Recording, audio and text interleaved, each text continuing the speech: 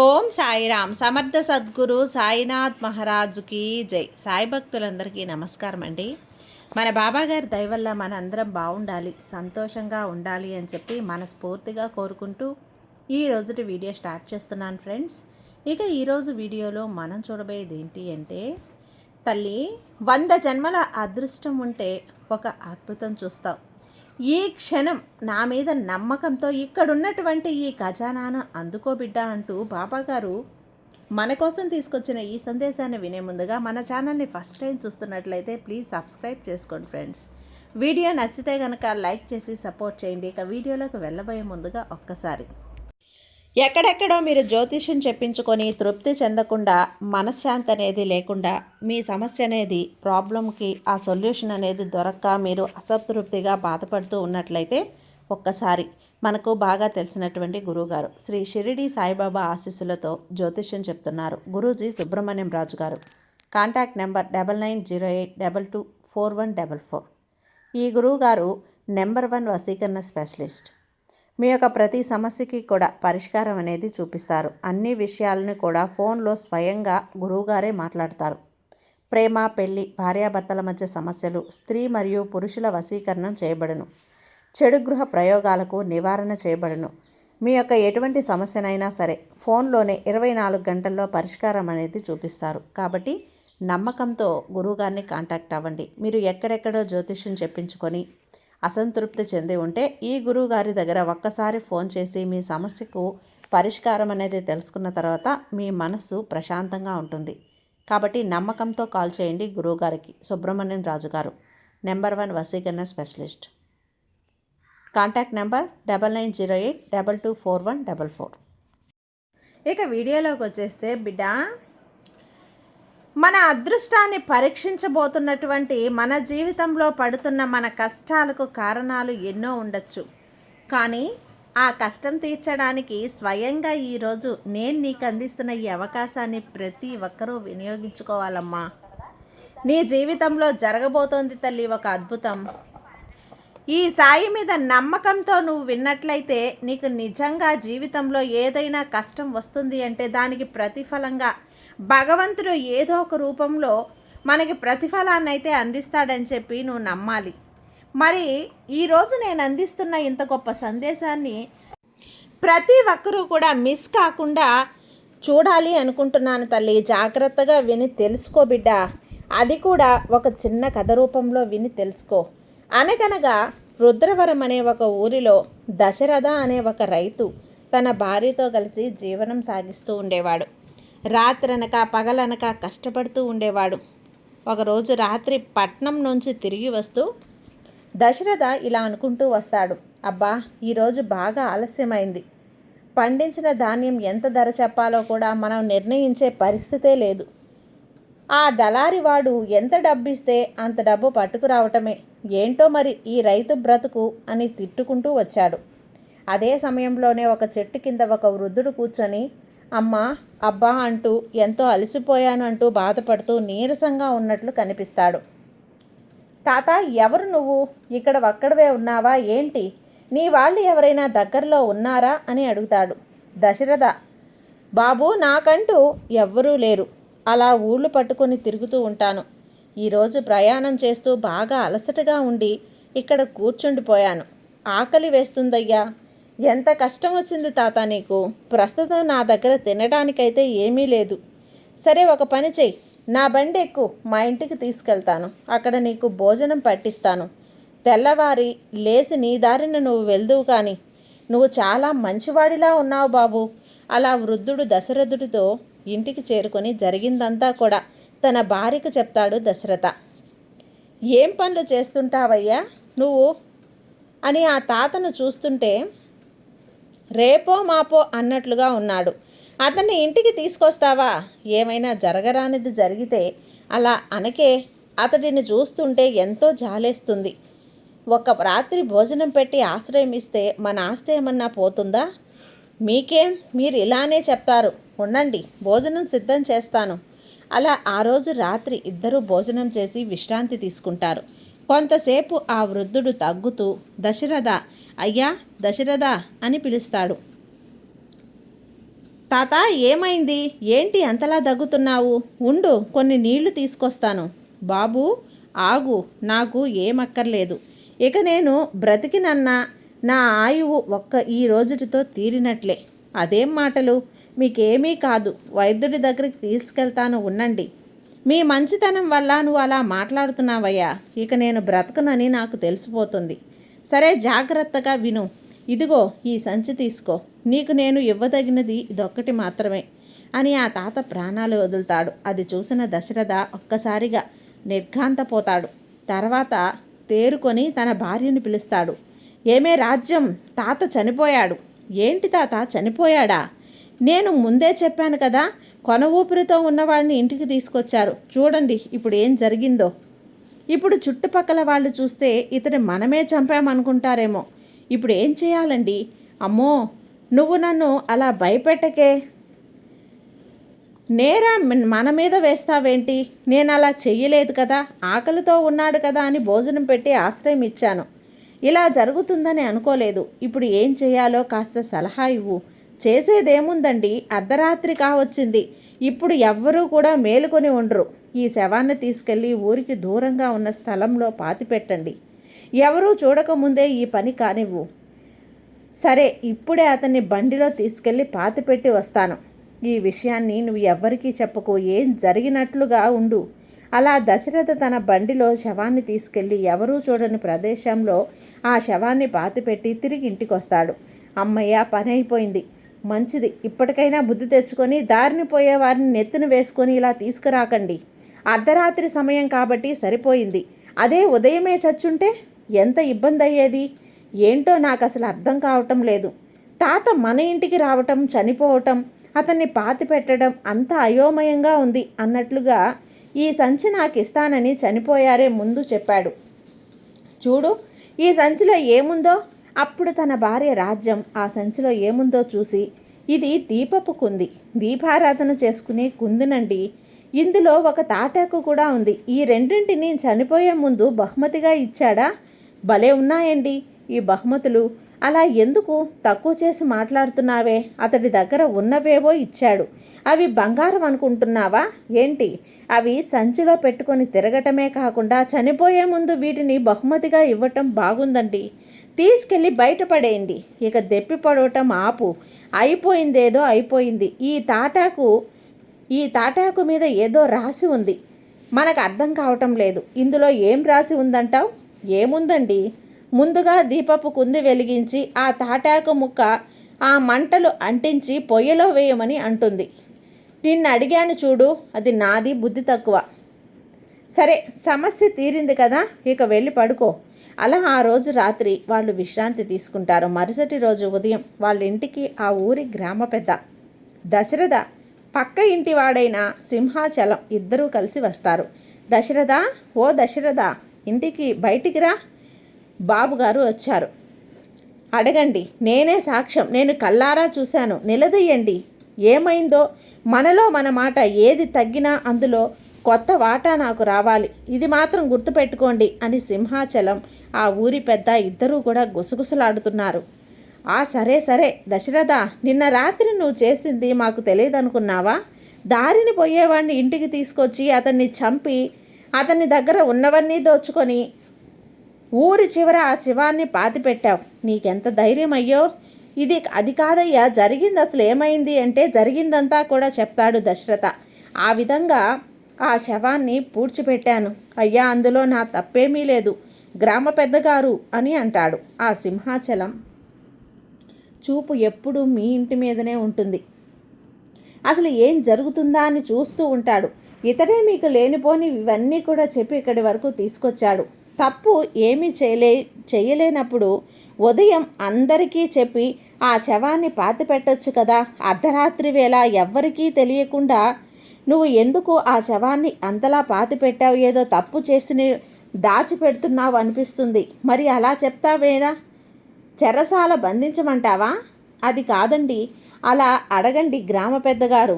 ఆ ముసలివాణ్ణి బండెంకించుకొని ఇంటికి తీసుకురావటం కల్లారా చూశాను. అదే కాకుండా ఆ ముసలి ఆవిడ చేతిలో ఏదో సంచి ఉంది. ఆ సంచిలో ఏదో విలువైన వస్తువులు, వీళ్ళు దొంగలించి ఆ వృద్ధుణ్ణి చంపి రాత్రికి రాత్రే ఎవరికీ తెలియకుండా పాతిపెట్టేశారు. నేను కళ్ళారా చూశాను. అప్పుడు ఆ గ్రామ పెద్ద ఇలా అడుగుతాడు, సింహాచలం చెప్తుంది నిజమేనా? నిన్నే దశరథ, మీరు చెప్తున్నది నిజమే కదా? ఆ వృద్ధుడు సంచి తీసుకొచ్చాడా లేదా? అవునయ్యా, ఆ వృద్ధుడు సంచి తీసుకొచ్చి వచ్చిన మాట నిజమే, కానీ అందులో ఏమీ లేదు. ఉండండి, ఇప్పుడే తీసుకొచ్చి చూపిస్తాను. ఇదిగోనయ్యా ఈ సంచి ఆ వృద్ధుడు తీసుకొచ్చింది. అవును, గ్రామ పెద్దగారు పాపం ఆ ముసలాయన రావటమే నీరసంగా ఉన్నాడు. వచ్చినప్పటి నుంచి దగ్గుతూనే ఉన్నాడు. ఆకలితో ఉన్నాడు కదా అని కాస్త భోజనం పెట్టి విశ్రాంతి తీసుకోమని చెప్పడం నా తప్ప చెప్పండి.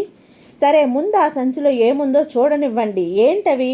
దీపపు కుందె, తాటాకు ఉన్నాయి. ఇవేనా ఈ సంచిలో ఉన్నవి? వీటితో పాటు ఇంకేమైనా ఉన్నాయా?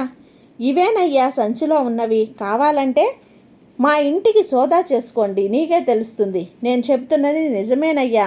మంచి చెయ్యబోతే ఇలా అత్యన్యాయం నార మీద వేస్తారు అని అనుకోలేదు తల్లి. ఆ అనాథ శవం ఏంటి, ఎక్కడ అని పంచాయతీ పెడతారో భయంతో రాత్రికి రాత్రే ఆ వృద్ధుణ్ణి పాతిపెట్టి రావాల్సి వచ్చింది. సరే, ఇంకెప్పుడు ఇలాంటి తప్పు చేయను, వెళ్ళండి. ఆ గ్రామ పెద్ద సింహాద్రి తిరిగి అక్కడి నుంచి వెళ్తూ వెళ్తూ, భలే వాడివిరా నువ్వు సింహాద్రి.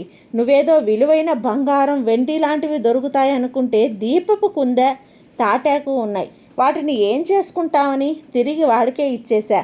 నీ వల్ల నా సమయం అంతా కూడా వృధా అయిపోయింది. అయినా దశరథ మంచివాడని తెలిసి కూడా నీ మాటలు విని వచ్చాను చూడు. నాది బుద్ధి తక్కువ. అలా అంటావేంటండి గ్రామ పెద్దగారు? అదే సమయంలో బంగారం కనుక ఉంటే ఎంత లాభపడేవాళ్ళం. అయినా నేను చెప్పింది నిజమే కదా, కాకపోతే మన దురదృష్టం అందులో ఏమీ లేకపోలేదు అని సింహాద్రి గ్రామ పెద్దలు మాట్లాడుకుంటూ తిరిగి వెళ్ళిపోయారు. ఇక దశరథ ఆ తాటాకును పట్టుకొని ఆ ఊరి పంతుల దగ్గరికి వెళ్ళి చూపిస్తాడు. అయ్యగారు, ఇది చూడండి, నిన్న రాత్రి నాకు దొరికింది. దీనిపైన ఏదో రాసి ఉంది. నాకు అక్షరాలు అర్థం కావటం లేదు. నీకేమైనా అర్థమవుతుందేమో చూడండి. ఏమో, కాస్త చూసి చెప్పండి అయ్యా. ఒరే దశరథ, ఇందులో రాసింది తెలిస్తే ఎగిరి గంతులేస్తావురా. కానీ ఏం లాభం? అదేంటండి, వినగానే ఎగిరి గంతులేస్తావంటున్నారు. ఇంతలోనే ఏం లాభం అంటున్నారు? అసలు ఏముంది ఇందులో ఏం రాసి ఉందంటే, దీనితో పాటు ఒక పంచలోహాలతో చేసిన దీపం ఉందట. ఆ దీపాన్ని అర్ధరాత్రి వెలిగించి ఆ వెలుతురులో 5 తాటాకులతో ఉన్న చదివితే గనక భూమి ఒక్కసారిగా తెరుచుకొని మన డబ్బు మణిమాణిక్యాలు ఉన్న నిధిని దొరుకుతుందట అని రాసి ఉందిరా. కానీ మన దగ్గర ఉన్నటువంటి తాటాకు ఒకటే ఉంది కదా. అయ్యో, మీరు చెప్పిన దీపపు కుందే నా దగ్గరే ఉంది. దీనితో పాటు అది కూడా నాకు దొరికింది. అసలు ఏం జరిగింది అని ఆ వృద్ధుడు తన ఇంటికి ఏ విధంగా వచ్చాడో, ఎలా చనిపోయాడో, ఏ విధంగా తమకు ఆశ్రయం జరిగిందో ఇప్పుడు పూర్తిగా వివరిస్తాడు. అలా ఆ తాతను తను చనిపోయే ముందు తన సంచి నాకు ఇచ్చి చనిపోయాడు. పంచుల దీపిక ఉంది, ఈ తాటాకు ఉంది. అయితే నీ దగ్గర దీపపు కుందెన ఉందన్నమాట. చాలా మంచిది. అయితే ఈ అర్ధరాత్రి నువ్వు ఈ దీపాన్ని తీసుకొని నా దగ్గరికి రా. ఆ దీపాన్ని వెలిగించి ఆ తాటాకులో ఉన్న మంత్రాన్ని చదువుతూ అప్పుడు ఏం జరుగుతుందో నువ్వు స్వయంగా చెబుతూ కానీ చూడు. ఈ విషయం ఎవరికీ తెలియకుండా జాగ్రత్త పడు. ఎవరికైనా తెలిస్తే మనకే ప్రమాదం. సరేనయ్యా, అర్ధరాత్రి ఆ దీపం పొంది పట్టుకొని మీరు దగ్గరికి వస్తాను. అలా ఇంటికి వచ్చి జరిగిందంతా కూడా తన భార్యకు చెప్తాడు. అయితే ఆ తాత మనవడు మంచి చేయాలని ఈ 2 సందేశాలను వింటున్నాడన్నమాట. ఎక్కడుంది? ఆ తాటాకు పంతుల దగ్గరే ఉంది. రాత్రి దీపాన్ని తీసుకొని నేనే వెళ్ళాలి. ఆ పంతులు గారు మనల్ని మోసం చేయరు కదా. పంతులు గారు, మీరు చాలా మంచివారు. అలా చేయలే. పైగా దీపం మన దగ్గర ఉండగా ఒట్టి తాటాకు ఎలా తీసుకుంటాడు చెప్పు. ఈ అర్ధరాత్రి చూడాలి, ఏం విచిత్రం జరగబోతుందో. జాగ్రత్తగా వినండి. మళ్ళీ ఆ సింహాద్రి గాడి వెళ్ళేటప్పుడు చూస్తాడేమో. అసలే వాడి కళ్ళు మన ఇంటి మీదనే ఉంటాయి. ఈ విషయం ఎవ్వరికీ చెప్పొద్దు అని నాతో అన్నాడు. పంతులు గారు జాగ్రత్తలుగా పెట్టాను. అలా దశరథ ఆ రోజు అర్ధరాత్రి దీపాన్ని పట్టుకొని పంతుల దగ్గరికి వెళ్తాడు. ఆ దీపాన్ని తీసుకున్న పంతులు అందులో నూనె పోసి వెలిగిస్తాడు. ఆ దీపాన్ని వెలిగించినటువంటి తర్వాత తాటాకు మీద ఉన్నటువంటి అక్షరాలను ఆ కాంతితో చదువుతాడు. అక్కడ ఉన్న పెద్ద మర్రి చెట్టు ఊగుతూ ఉంటుంది. అయ్యో, పడిపోతుందండి, పద వెళ్దాం. వస్తావా? ఇక్కడికి ఒక పెద్ద గొయ్యి ఏర్పాటు చేసి భూమి తెరుచుకుంటుంది. కొన్ని మెట్లు కూడా కనబడుతున్నాయి. వెళ్దామా? లోపలికి ఇక్కడ ఉండి ఆలోచిస్తే 10 మెట్ల మార్గంలో కిందకు వెళ్దాం. అలా ఇద్దరు కలిసి భూమిలోకి దిగుతారు. అక్కడ వారికి ఒక పెద్ద ఖజానా కనబడుతుంది. ఆహా, ఎంత బంగారం కనబడుతుంది. ఇక్కడ లోపలికి ఏమన్నా ఆలోచిస్తే గనక, అయ్యో చూసావా, ఒక పెద్ద గొయ్య ఏర్పడి భూమి తెరుచుకుంటుంది. కొన్ని మెట్లు కాకుండా కనబడుతున్నాయి. వెళ్తావా లోపలికి? ఇక్కడుండి ఆలోచిస్తే ఏం తెలుస్తుంది? మెట్ల మార్గంలో కిందికి వెళ్దాం. అలా ఇద్దరూ కలిసి భూమిలోకి దిగుతారు. అక్కడ వారికి ఒక పెద్ద ఖజానా కనబడుతుంది. అపోహ! ఎంత బంగారం, వెండి వైడూర్యాలు! ఇంత బంగారం చూస్తానని కలలో కూడా ఊహించలేదు. పంతులు గారు, ఇదంతా కూడా మీ దయ వల్లనే. ఇక్కడే మాట్లాడకుండా ఉంటావా? త్వరగా కానీ, ఓ దీపపు నూనె అయిపోయి కాలిపోయింది. ఇక్కడి నుంచి బయటపడాలి. అత్యాశ పడకూడదు. 2-3 మాటల్లో వచ్చిందంతా సర్దుకుందాం. ఆ తర్వాత బయటికి వెళ్దాం. జరిగిందంతా తీసుకువెళ్దాం. కుదరదా? 2 సంచులు మాత్రమే మనకు దక్కుతాయి. ఇప్పుడు మనకు చెప్పింది అర్థం కాలేదు. 2 సంచుల్ని నింపుకొని వెళ్దాం. ఆ తర్వాత కావాలంటే మళ్ళీ మనం దీపం వెలిగించి కావలసినంత తీసుకోవచ్చు. త్వరగా కానివ్వు. అలా వారిందరి సంచులలో బంగారం తీసుకొని బయటికి వస్తారు. సరే, మీకు దక్కింది కదా, ఇక నేను దీపం ఆర్పేస్తున్నాను. అలా పంతులు గారు దీపం ఆర్పేయగానే భూమి మూసుకుపోయి మళ్ళీ ఆ చెట్టు యథాస్థానంలో నిలబడుతుంది. ఇదంతా చూస్తే చాలా వింతగా ఉంటుంది. దీపం వెలిగించింది, మంత్రం చదవటం ఏంటో, భూమి తెరుచుకోవటం ఏంటో, బంగారం మన సంచిలో నింపుకొని రావటం ఏంటో అంతా కూడా ఒక కలలాగా ఉంది. సరే, మీ సంచి తీసుకొని నువ్వు వెళ్ళు, నేను కూడా వెళ్తాను. 2 రోజుల వరకు ఏమీ తెలియనట్లు ఉందాం. ఆ తర్వాత మనకు కావలసినంత కొద్దిగా తీసుకుందాం. ఇక వెళ్దామా? వెళ్దాం. కానీ తాటాకు మీద ఏం ఉంచుకొని దీపాన్ని నాకు ఇవ్వు. 2 వస్తువులు ఇద్దరి మధ్య ఉంటే మంచిది కాదు కదా. ఏది జరిగినా ఇద్దరికీ తెలుస్తుంది. ఏమంటారు? నువ్వు గుడ్డిగా నమ్ముకునేవాడివి. నువ్వు అన్నది కూడా నిజమే కదా. ఇద్దరి ప్రమేయం లేకుండా మంత్రం చదవటం కుదరదు. దీపాన్ని తీసుకెళ్ళి తాటాకు నేను తీసుకెళ్తా. అలా వాళ్ళిద్దరూ ఇంటికి తీసుకెళ్తారు. భార్యకిచ్చిన మాట, బంగారం అంతా కూడా చూపిస్తాడు. అయ్యో, అనవసరంగా నేను ఆ తాతను తిట్టుకున్నాను. మనకు ఎంత మంచి చేశాడంటే, ఎంత బంగారాన్ని మన జీవితం అంతా కూడా కష్టపెట్టినా సంపాదించలేం. నాకు ఎంత ఆనందంగా ఉందో తెలుసా? ఇదే కాదు, రాజ్యం మనకు కావలసినప్పుడల్లా కూడా మనకు కావాల్సింది బంగారం, వెండి తెచ్చుకోవచ్చు. అక్కడ పెద్ద ఖజానానే ఉంది. ఒక్క నిమిషం గుర్తుపెట్టుకో. ఆ సంగతి ఎవ్వరికీ చెప్పొద్దు, సరేనా? సరే, కానీ మీరు వెళ్ళేటప్పుడు ఆ సింహాద్రి కానీ చూడలేదు కదా. జాగ్రత్తలు నేను తీసుకున్నానులే. నువ్వేమీ కంగారు పడకు బిడ్డా. ఈ రాత్రికి మీరు వెళ్ళిన చోటికి వెళ్దాం. ఆ పంతులు కలిసి, సరే అర్ధరాత్రి వస్తానని పంతులు గారికి కబురు పంపు. మన ముగ్గురం కలిసి వెళ్దాం. అలా ముగ్గురు కలిసి దీపాన్ని తీసుకొని ముందు రాత్రి చెప్పినట్టే పంతులు గారు దీపాన్ని వెలిగించి మంత్రాన్ని చదువుతారు. చెట్లు పడిపోయి భూమి చీల్చుకొని అక్కడ ఒక మెట్ల మార్గం ఏర్పడుతుంది. పదండి వెళ్దాం. ఆహా, ఎంత ఖజానా దాగి ఉంది ఇక్కడ. ఇదంతా కూడా మన సొంతం అయితే ఎంత బాగుండు. మొత్తం బంగారం బయటికి చేరుద్దాం. రామపెద్దగారు సాధ్యమైనంత త్వరగా బయటికి వెళ్ళాలి. దీపం ఆరిపోయేలోపు మనం వెళ్ళలేకపోతే అందరూ ఈ భూమిపైనే సమాధి అవ్వవలసి ఉంటుంది. దీపంలో చాలామంది కూడా ఇంకా ఉన్నారు. సమయం పెరుగుతుంది. ఇంకా కంగారు ఎప్పుడూ లేదు. ఇప్పటికే మీరు 2 సంచుల బంగారం తీసుకొచ్చారు. గ్రామ పెద్దగారు మన ఇంటికి వెళ్ళటం మంచిదే. మీకు అంతగా భయం వేస్తే కనుక మీరు వెళ్ళకండి. మేమే ఇంకాస్త బంగారం తీసుకొచ్చి బయటికి పంపిస్తాం. ఏమాత్రం ఎక్కువ బంగారం తగ్గుతుందని మీ ఇద్దరికీ కుళ్ళుగా. అలా పంతులు, దశరథ ఇద్దరూ బయటకు వచ్చేస్తారు. అప్పుడే జోరుగా గాలి వీస్తుంది. వెంటనే దీపం మారిపోయి భూమి మూసుకుపోతుంది. అప్పుడు గ్రామ పెద్ద సింహాద్రి భూమిలోని సమాధి అయిపోతాడు. అయ్యో, మళ్ళీ దీపం వెలిగించి వారిని బయటకు తీయిద్దామా? ఒక్కసారి దీపం మారిన తర్వాత మళ్ళీ దీపం వెలిగించాలి అంటే కనీసం మనకు 15 రోజుల సమయం అనేది పడుతుంది. పైగా భూమి ఇక్కడే చెల్లుతుంది అన్న నమ్మకం కూడా లేదు. వారికి అప్పటికప్పుడే హెచ్చరిస్తున్నాను. వారి అత్యాశే వారిని సమాధి చేస్తుంది. ఇక మనం చేయగలిగేది ఏమీ లేదు. వచ్చిన దానితో సంతోషపడి మనం కూడా ఖజానా గురించి మర్చిపోదాం. ఇక ఇప్పుడే తాటాకుని కాల్చేస్తున్నాను, మీరిన్నది నిజమే. మనం ఆ ఖజానాన్ని చూసి అత్యాశపడే అవకాశం ఉంది. దీపపు కుందెనను కూడా నేను ఈ సముద్రంలో పడేస్తున్నాను. బిడ్డ, ఈ విషయాన్ని నువ్వు ఎవ్వరికీ కూడా చెప్పొద్దు. ఈ రాత్రికి నువ్వు ఎక్కడికి రాలేదు, నేను ఏ మంత్రమూ చదవలేదంతే. మిగతా గ్రామస్తులలాగా మనకు వీరిద్దరూ ఏమయ్యారో తెలియదంతే, సరేనా? అలా వ్యత్యాస పడిపోయి భూమిలో సమాధైపోతారు ఆ ఇద్దరు. ఈ కథను చూసారా? దాన్ని బట్టి బాబాగారు మనకు అందిస్తున్న గొప్ప సందేశం, 100 జన్మల అదృష్టం ఉంటే కలిసి వస్తే ఖచ్చితంగా అది ఏదో ఒక రూపంలో మనకు దగ్గర చేస్తాడు. ఆ భగవంతుడు ఒక అద్భుతాన్ని మన జీవితంలో చూపిస్తాడు. అలాగే మనం ఇప్పుడు పడుతున్నటువంటి కష్టాలకు కారణాలు ఎన్ని ఉన్నా ఈరోజు మనం పడే కష్టానికి బాబాగారు ఖచ్చితంగా ఏదో ఒక దానికి జవాబు అనేది ఇస్తాడు, చెప్తాడు. ఈరోజు ఆ కష్టం నుంచి బయటపడడానికి ఎన్నో సమస్యలు ముందుకు ఎదుర్కొంటూ ఉంటారు. కాకపోతే సమస్యల నుంచి బయటపడడానికి బాబాగారు కృషి చేస్తూ ఉంటారు కదా. మనకు కావాల్సిందల్లా కూడా పూర్తి నమ్మకం, విశ్వాసం, భక్తి, శ్రద్ధలతో మనం దైవాన్ని ఆరాధించాలి. ఏ భగవంతుడైతే నువ్వు పూర్తిగా ఆరాధిస్తావో ఆ భగవంతుడు ఎప్పుడూ కూడా నీకు తోడుగా ఉంటాడు. మరి ఈ రోజున బాబాగారు అందించినటువంటి ఇంత గొప్ప గాథ మీకు నచ్చినట్లయితే శ్రద్ధ సబూరి అని కామెంట్ చేయండి. అలాగే ఈ వీడియో కనుక అందరికీ అందేలాగా షేర్ చేయండి, లైక్ చేయండి. సర్వేజన సుఖినో భవంతు. జై సాయిరామ్.